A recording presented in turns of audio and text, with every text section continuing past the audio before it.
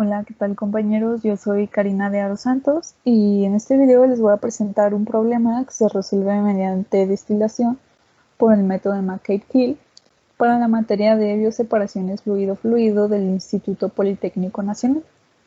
Entonces, en primera instancia tenemos dos imágenes. La primera nos muestra una columna de destilación fraccionada. Y bueno, ¿a qué se refiere esto?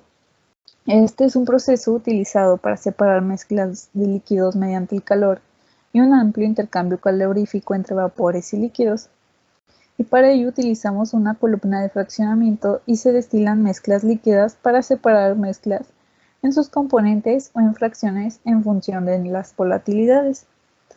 Este método de McCabe es considerado como el método más simple e instructivo para el análisis de una destilación binaria. Este método nos va a ayudar a determinar el número de platos teóricos necesarios para la separación de una mezcla, o sea, el número de etapas. Y la siguiente figura, que es una recta, nos muestra un típico diagrama de McCabe para la destilación de una alimentación binaria, donde tenemos los ejes verticales y horizontales que se dibujan del mismo tamaño en el gráfico, donde muestra un eje horizontal que será para la fracción molar, identificado como X, para la fase líquida, y el eje vertical será para la fracción molar, identificado como Y, pero ahora para la fase vapor. Y tenemos tres rectas operativas. Una es de enriquecimiento, que es la verde, la recta de agotamiento, que se muestra como morada, y la recta Q, que se muestra como azul.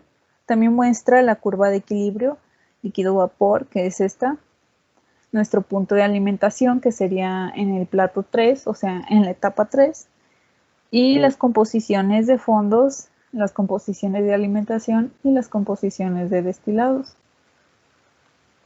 Y bueno, el problema nos dice que se va a diseñar una columna de fraccionamiento continuo para separar 30.000 kilogramos por cada hora de una mezcla de 40% de benceno y 60% de tolueno en un producto destilado que contiene 97% de benceno y un producto residual del 98% de tolueno.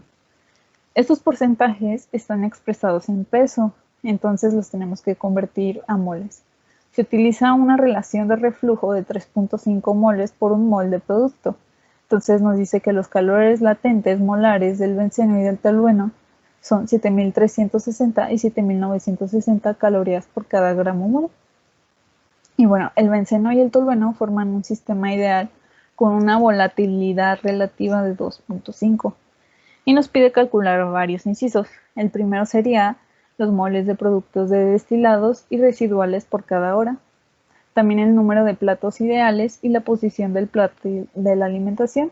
Y también nos dan condiciones donde nos dice si la alimentación es un líquido a su temperatura de ebullición, si la alimentación es un líquido a 20 grados centígrados con un calor específico de 0.44, o si la alimentación es una mezcla de 2/3 de vapor y 1/3 de líquido. Y bueno, lo primero que se tiene que hacer es el diagrama de proceso. Y el enunciado ya nos da todas las composiciones de alimentación y de destilados y de residuos. Lo segundo es un balance para los componentes respecto a su alimentación y sus composiciones posteriormente para hacer la conversión a kilomol por cada hora, porque el método de McCabe solo trabaja en fracción molar. Y bueno, entonces para los balances tenemos que el benceno se multiplica la cantidad de la alimentación por la composición del benceno, que es 0.4, dando como resultado 12.000 kilogramos de benceno por cada hora. Entonces esta cantidad se divide entre el peso molecular del benceno, dando un resultado de 153.62 kilomol del benceno por cada hora. Y para el tolueno es lo mismo. Esta composición del benceno se resta a la alimentación para obtener la corriente total del tolueno, y así nos da un resultado de 18.000 kilomol del tolueno por cada hora. Y haciendo la conversión mediante el peso molecular del tolueno, pues tenemos que la corriente es de 195.35 kilomol de tolueno por cada hora. Y ahora vamos a obtener la corriente total, que vamos a sumar el flujo del benceno por el flujo del tolueno. Y esto nos da un resultado de 348.98 kilomol del benceno por cada hora en la corriente de alimentación. Y ahora, para obtener las composiciones de alimentación del benceno y del tolueno, dividimos el flujo de cada uno por el flujo total. Entonces nos da una composición del benceno de 0.4402 y del tolueno 0.55.98. Y bueno, teniendo esto, se procede a calcular el resto de las componentes de cada corriente. Y así se realiza el mismo procedimiento para ambas corrientes de destilado y de residuos. Se sabe que la composición del benceno y en la parte inferior se tiene la composición del benceno más la del tolueno para destilados y residuos y dividiendo entre sus pesos moleculares respectivamente. Y bueno, también vamos a realizar un balance global para averiguar la composición para la corriente de destilado y la corriente de residuo. Y se hace la modificación. Después de todo esto vamos a hacer la modificación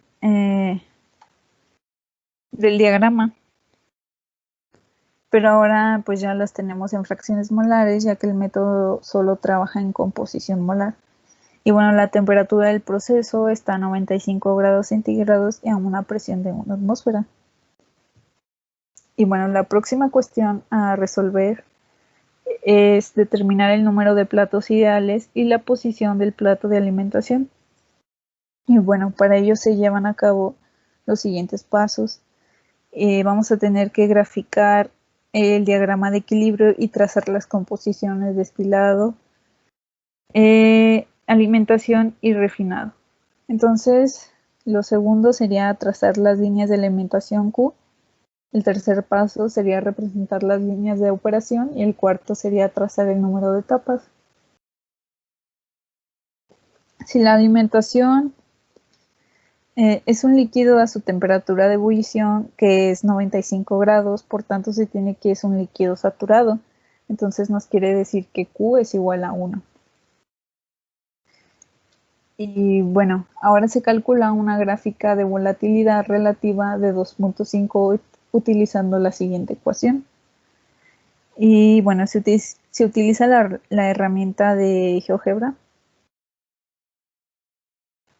para graficar y resolver los incisos correspondientes. Al graficar los datos de la curva de equilibrio líquido o vapor, utilizando la volatilidad relativa, es la línea de color negro y la banqueta de color morado, que une los extremos de la curva de equilibrio y se trazan las composiciones marcadas como líneas verdes, donde XW será 0.0235, es nuestra composición de fondos, nuestra composición de alimentación será de 0.4402 y nuestra composición de destilado será de 0.9744.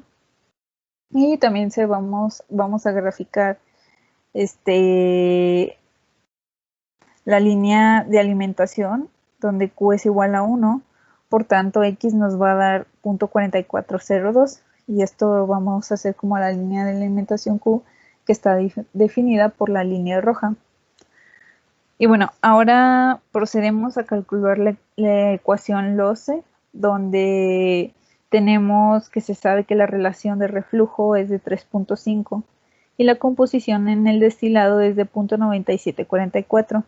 Entonces nuestra ecuación quedaría de esta forma y se marcará con una recta rosa en la gráfica, quedando una ecuación de yn.7778xn más 0.2165.